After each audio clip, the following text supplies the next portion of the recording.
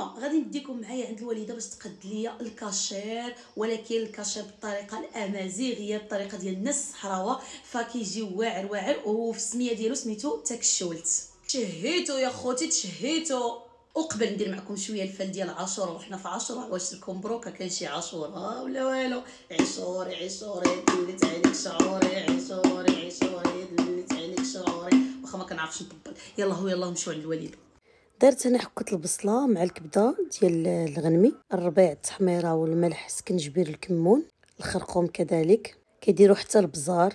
قطعت هنايا الشحمه كيف ما كتشوفوا، دارت زيت الزيتون، خلطت هنايا المكونات كلهم. قالت لي ديري بيضه، درت بيضه كامله، خلطت المكونات. ثم كتجيبوا السميد والتشيشه بحال ديروا غرفيه نتاع السميد وغرفيه ديال التشيشه.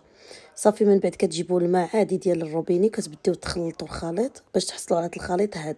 ما ديروش مطلوق بزاف، ديروه كيف ما راكم تشوفوا. الخليط خصو يكون كيما راكم تشوفوا دابا. صافي كتجيبوا هكا المصارن. ثم هنا كانت الوالده كتشم الريحه ديالو واش في العطريه هو هذاك ولا نزيدوا له ساعه كان جا مزيان.